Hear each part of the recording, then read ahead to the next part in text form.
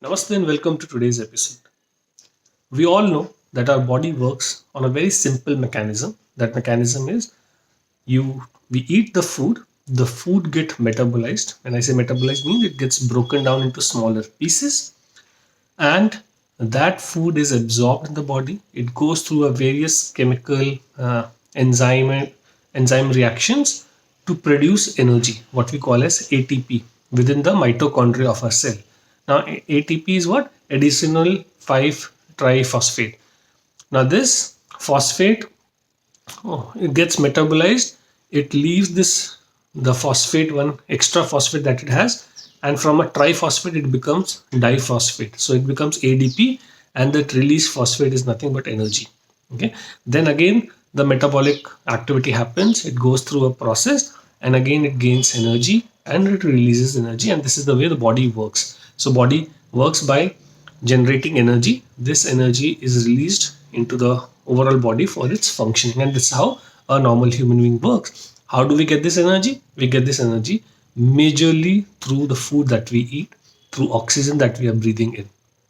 Now, for food to get converted into energy, the final form that the cell uses, you need some coenzymes or cofactors or catalyst. For example, you want to convert milk into curd. You can't just boil and leave it overnight and say it will get converted. You add a starter to it. You add a catalyst to it, or you add a coenzyme to it, which is the first culture that you add. Now this culture starts to react, starts eating what the milk is, the whole protein in the milk, and eventually converts it into curd or a yogurt, whatever you want to call it.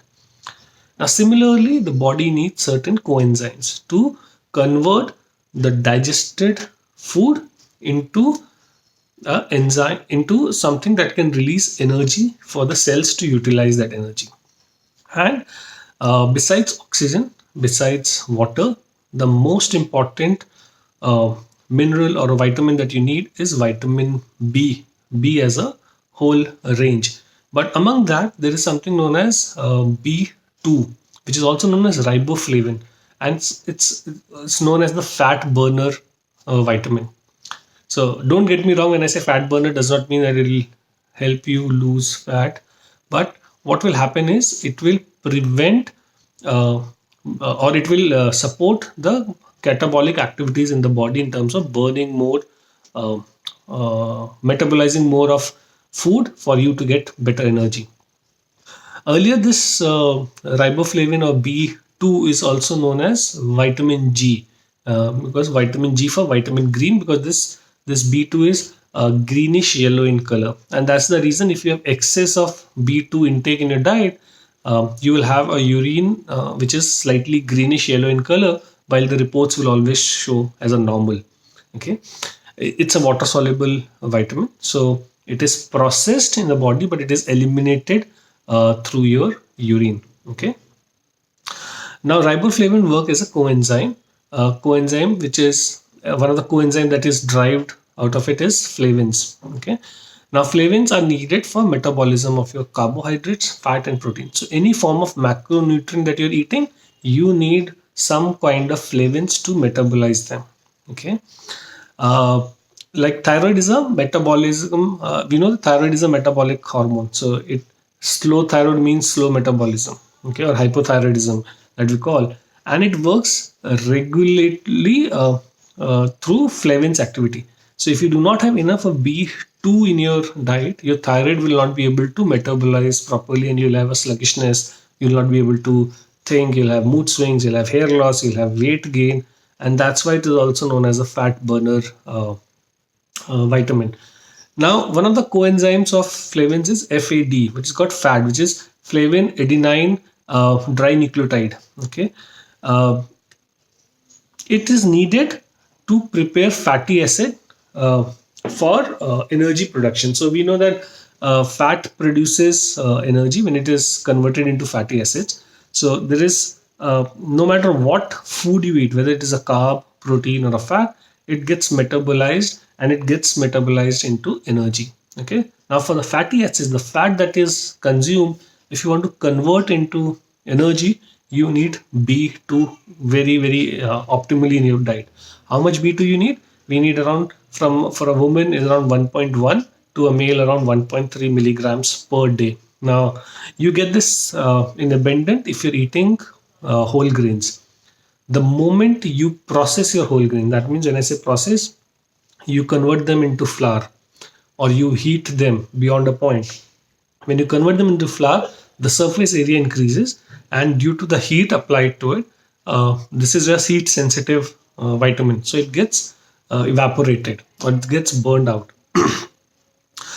uh, what does flavins does for us, or what does B2 does for us especially? It helps in metabolism and eliminations of toxins, it elimination of drugs, carcinogens that you take, steroid hormones that our body makes. Okay.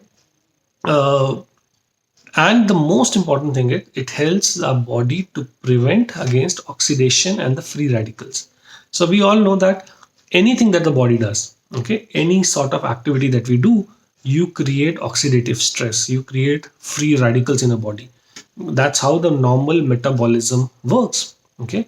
Now when this is excess, that's where the body gets under a lot of stress, oxidative stress.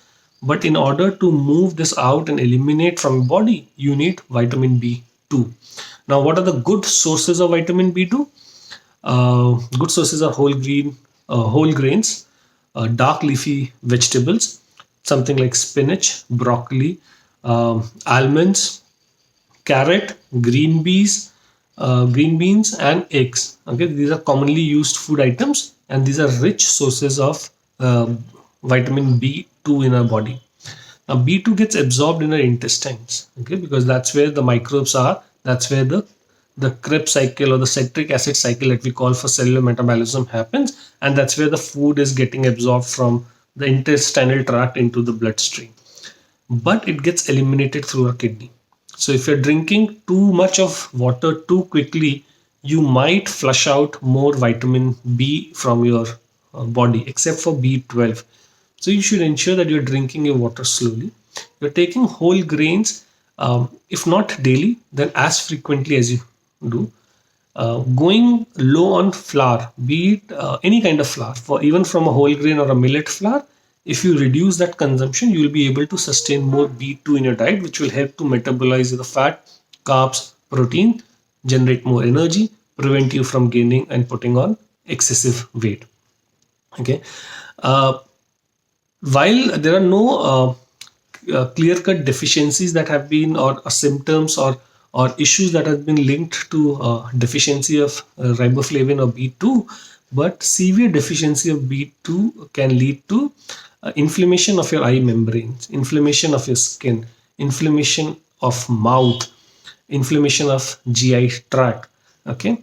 Also in the crack on the side of the mouth. Okay. That is also caused by deficiency of zinc and B2.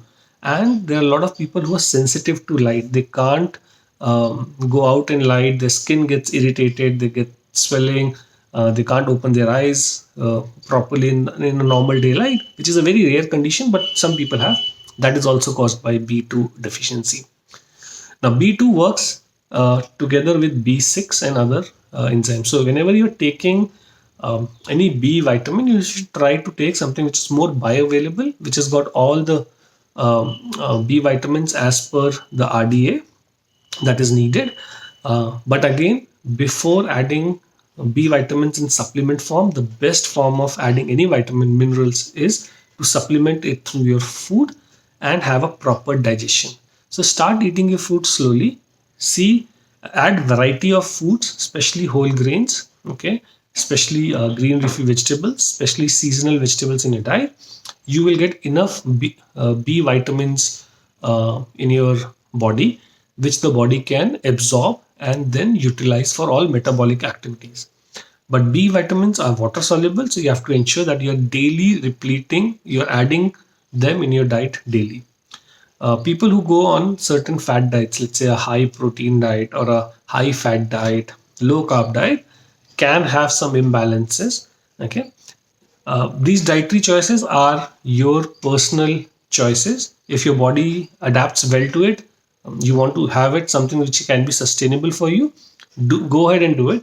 But one of the key diets which have worked in majority of people is a diet which has got a balance of fats, carbohydrates, and protein. Something that your our parents or grandparents have been eating. So there's a very good saying that people say that if you eat food which is prepared by people in white coat, you will end up getting treated by people in white coat. Okay, so avoid processed food, go back to nature, go back to the whole food that you can eat. Avoid food which has got a lot of additives, preservatives, colors added to it, because that is all leading to toxin, and that removes a lot of B vitamins from your body. Have a wonderful day, everyone, and we'll catch up soon. Namaste.